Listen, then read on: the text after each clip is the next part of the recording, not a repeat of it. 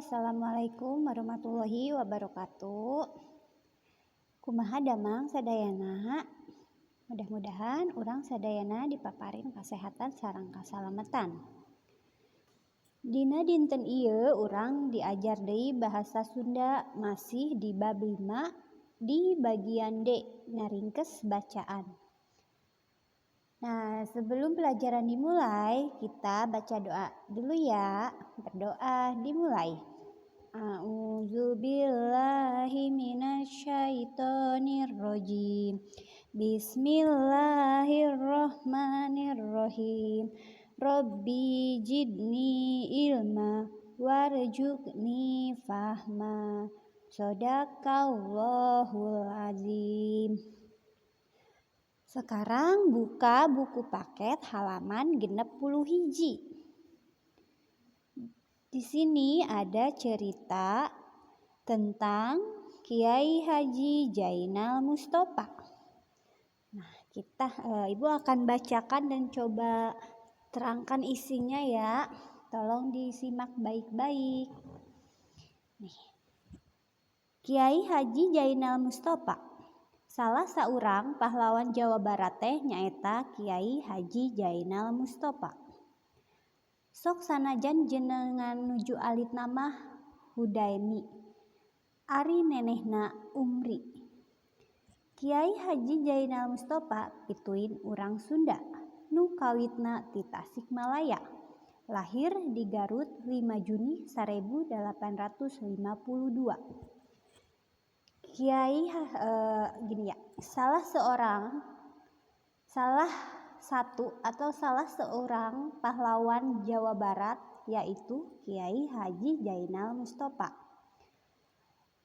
Nama di waktu kecilnya beliau adalah Hudaimi, tetapi suka dipanggil Umri. Kiai Haji Jainal Mustofa pituin urang Sunda. Kiai Haji Jainal Mustofa asli urang Sunda yang asalnya itu dari Tasikmalaya dan lahir di Garut tanggal 5 Juni 1852. Oke, lanjut ya di halaman 62. Dina yuswa 10 tahun anjeunna kacida mika cinta kana bag-bagan agama lian ti sakola biasa. Di waktu umur 10 tahun beliau sangat cinta ke dalam bidang keagamaan selain dari sekolah biasa. Kiai Haji Jainal Mustofa diajar ngaos ka sawatara kiai anu aya di lemburna. Dina yuswa 12 tahun anjeunna tos mampu nyangkem ayat Al-Qur'an katut ilmu nahwu jeung sorof. Jadi Kiai Haji Jainal Mustofa itu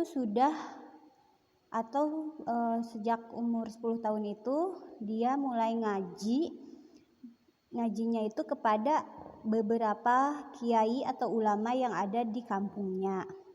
Di usia 12 tahun, beliau sudah mampu menghafal ayat Al-Quran berikut dengan ilmu nahwu dan sorobnya.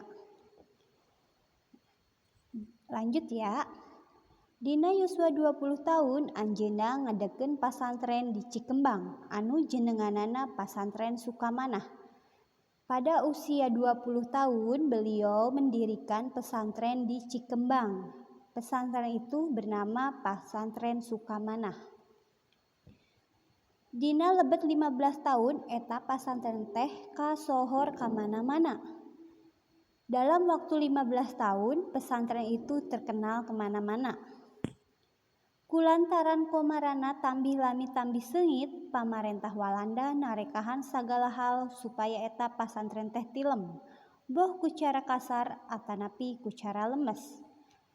Jadi karena pesantren itu makin berkembang maju dan pesat, pemerintah Belanda melakukan segala cara, baik itu cara kasar ataupun cara halus untuk membuat pesantren itu bangkrut dan hancur, tidak beroperasi lagi. Tapi ku ayana katigin Kiai Haji Jainal Mustofa henteu gedag kaanginan. Kumargi pengkuh kana pamadeganana hiji mangsa ieu sesepuh pasantren Sukamanak teh ditewak teras dibui di Sukamiskin. Walaupun tadi diserang oleh Belanda dengan berbagai cara, Kiai Haji Mustofa itu tidak gentar, tidak takut. Beliau tetap pada pendiriannya. Sehingga suatu hari dikarenakan beliau istilahnya tidak nurut kepada pemerintahan Belanda dan selalu membangkang, akhirnya beliau ditangkap dan dipenjara di Sukamiskin. Lanjut di paragraf selanjutnya. Di pangberokan Kiai Haji Jainal Mustofa dibarengan ku Kiai Ruhyat. Di dalam penjara itu Kiai Haji Jainal Mustofa dibarengan, disarengan, artinya ada temannya yang juga ditahan yang bernama Kiai Ruhyat. Salami 55 dinten anjeunna dibui teras dibebaskeun deui. Jadi selama 55 hari di penjara akhirnya beliau dibebaskan kembali. Namun di akhir sasi Februari 1842 Kiai Haji Jainal Mustofa teh ditewak deui, dilebetkeun ka bui di daerah Ciamis. Tetapi di akhir Februari 1942 Kiai Haji Jainal Mustofa ditangkap lagi dan dimasukin lagi penjara di daerah Ciamis. Sabada dibebaskeun anjeunna ngarencanakeun sangkan tiasa mayunan Jepang anu sami-sami bade ngajajah urang. Nah, setelah akhirnya dibebaskan kembali, beliau merencanakan supaya bisa menghadapi tentara Jepang yang sama-sama menjajah bangsa Indonesia. Jadi dia tuh merencanakan sesuatu untuk melawan tentara Jepang. Malahan mah urang Jepang teh langkung kejem sareng bengis ti tabeatna urang Walanda.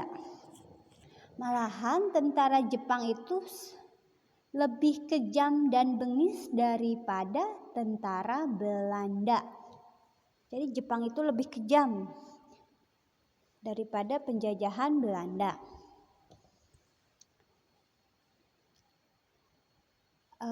Sagala kagiatan anu dilakukeun ku Kiai Jainal Mustofa teh kaambeun ku Jepang. Apapun yang dilakukan oleh Kiai Haji Jainal Mustofa itu akhirnya ketahuan, akhirnya tercium juga oleh Jepang. Kumargi dianggap ngabahayakeun, Jepang sababaraha kali ngirimkeun surat panggilan. Karena dianggap membahayakan pemerintahan Jepang, akhirnya beberapa kali mengirimkan surat panggilan terhadap Kiai Haji Jainal Mustofa. Kiai Haji Jainal Mustofa henteu malire kana sagala hal anu diparentahkeun ku Jepang nya anjeunna dibui deui. Nah, tetapi setelah Jepang mengirimkan surat panggilan, Kiai Haji Jainal itu tidak datang, tidak memenuhi panggilan, selalu membangkang aturan pemerintahan Jepang. Akhirnya beliau dipenjara lagi. Sabada apal yen Kiai Haji Jainal Mustofa teu tiasa dileuleyan sareng disabaran, Jepang ngirimkeun pasukan polisi anggota Kyai Bondan sareng Camat Tasikmalaya kanggo newak Kiai Haji Zainal Mustofa. Nah, karena Kiai Haji Zainal Mustofa itu tidak bisa dengan lemah lembut dikasih tahu oleh pemerintahan Jepang, selalu membangkang dan selalu menolak segala aturan maupun pemerintahan Jepang. Akhirnya Jepang mengirimkan pasukan polisi anggota Kyai Bondan sareng Camat Tasikmalaya untuk menangkap Kiai Haji Zainal Mustofa. Setelah ditangkap, dipenjara lagi. Tapi kusayagaan masyarakat Sukamanah, para polisi sareng utusan camat teh dikepung teu walakaya. Tapi karena kesiagaan masyarakat Sukamanah, para polisi dan utusan camat itu tidak bisa berdaya ketika dikepung oleh masyarakat Sukamanah. Ngan henteu we dugi ka nemahan Patimah kumargi masyarakat Sukamanah masih ngaragap hatena sorangan yen maknya bade perang ngelawan bangsa sorangan mah.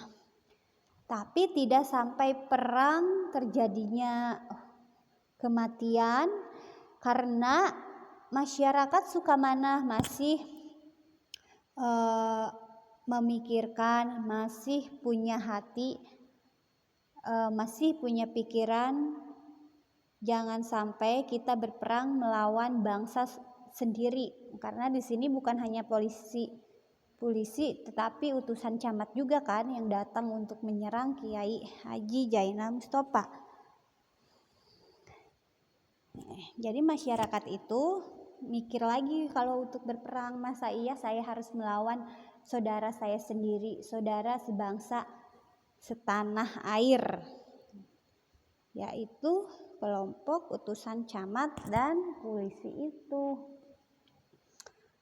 Lanjut ya. Eta kajantenan teh ngabalukarkeun pasantren Sukamanah dirurug ku Jepang.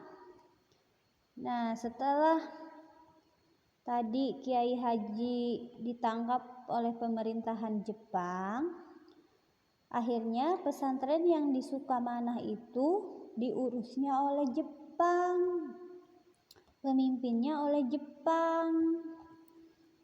Segala sesuatunya pesantren itu sekarang diurusnya oleh pemerintahan Jepang karena Kiai Haji Zainal Mustofanya tidak berada di situ, melainkan dipenjara oleh Jepang. Harita teh sabada jumaahan datang kadinya 4 orang utusan Jepang. Nah, pada hari Jumat setelah Jumatan datanglah 4 orang utusan Jepang. Maranehna nyarita yen teu meunang aya nu baha kana pemerintahan Jepang. Mereka berbicara kalau tidak boleh ada yang menentang ataupun memberontak kepada pemerintah Jepang. Kumargi teu nganggap kana pamarentah Jepang, pasantren Sukamanah dikepung ti 3 jurusan ku 6 kompi pasukan polisi khusus. Nah, dikarenakan masyarakat dan orang-orang pesantren Sukamanah itu membangkang dan tidak menganggap apapun itu dari pemerintah Jepang, akhirnya pesantren Sukamanah dikepung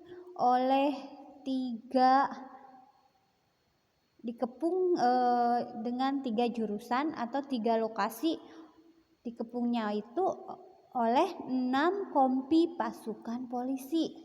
Jadi si pesantren itu dikepung di 3 lokasi oleh pasukan polisi yang disuruh oleh tentara Jepang. Lanjut ya di halaman 63. 2 jam lamina perang ragot. Kumargi pakarang pasukan Sukamana mah kacida basajana sarta saayana upama dibandingkeun sareng pakakas perang musuh anu sakitu samakta. Akhirna pasukan pasantren Sukamana kadesah. 2 jam berperang, perang yang sangat alot selama 2 jam itu dikarenakan alat perang pasukan pesantren Sukamanah itu seadanya dan sangat jauh dibandingkan dengan alat perang musuh, yaitu alat perang Jepang. Akhirnya setelah sekian lama pasukan pesantren Sukamanah itu terdesak dan mengalami kekalahan. Kiai Haji Jainal Mustofa ditewak ku tentara Jepang. Rahayatna disiksa sarta kobong-kobong pasantren dihancurkeun diduru ku pasukan Jepang. Setelah peperangan itu yang mengakibatkan rakyat pesantren Sukamana kalah dan Kiai Haji Jainal Mustofa ditangkap oleh tentara Jepang. Selanjutnya rakyatnya itu disiksa dan kobong-kobong pesantren dihancurkan, dibakar oleh pasukan Jepang. Atuh sadaya anak buahna Kiai Haji Jainal Mustofa ditewak sarta dipenjara di tahanan Singaparna. Dan setelah pembakaran pesantren itu, akhirnya semua anak buah Kiai Haji Jainal Mustofa ditangkap dan dipenjara di tahanan Singaparna. Teras dialihkeun ke Tasikmalaya. Setelah dipenjara beberapa waktu di Singaparna, akhirnya dipindahkan ke Tasikmalaya.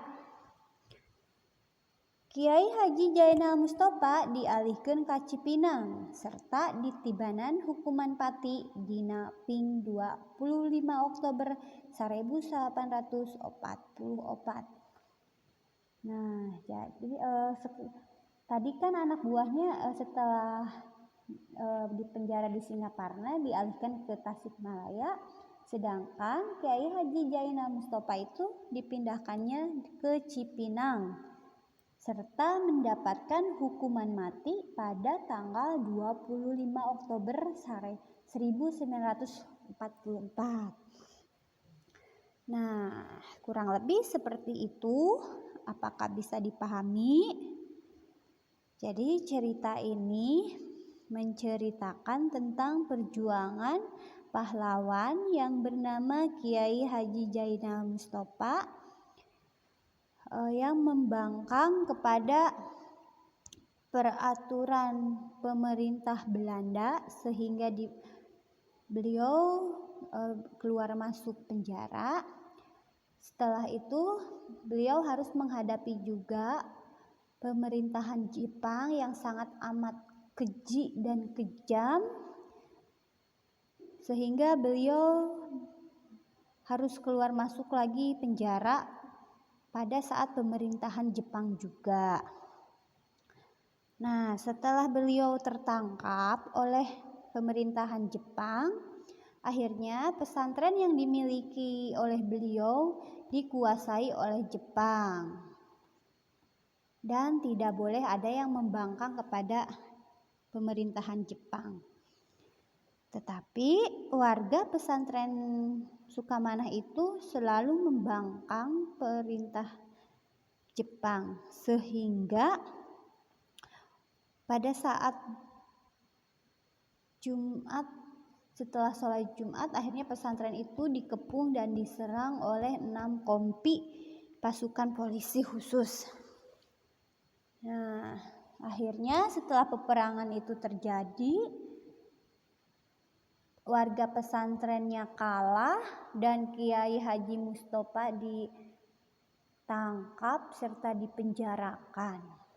Rakyatnya itu disiksa, terus kobong-kobong pesantrennya dirusak, dibakar, dihancurin. Anak buahnya dipenjara di Singaparna, kemudian dipindahkan ke Tasikmalaya. Sedangkan Kiai Haji Jainal Mustofa sendiri itu dipindahkan ke Cipinang dan mendapatkan hukuman mati. Nah, seperti itu singkat ceritanya. Semoga bisa dipahami ya nak. Sekarang untuk tugasnya yaitu ngaringkes bacaan Kiai Haji Jainal Mustofa. Maksudnya kalian membuat rangkuman dari cerita Kiai Haji Jainal Mustofa. Kalian baca dulu, terus kalian ringkas supaya singkat. Diringkas ceritanya itu seperti apa, dari awal sampai akhir itu seperti apa. Menggunakan bahasa Sunda tentunya. Nah, mungkin untuk pertemuan kali ini dicukupkan sekian. Apabila ada yang kurang jelas bisa ditanyakan kepada ibu. Mohon maaf apabila banyak kekurangan. Terima kasih atas segala kerjasamanya. Hatur nuhun. Wassalamualaikum warahmatullahi wabarakatuh.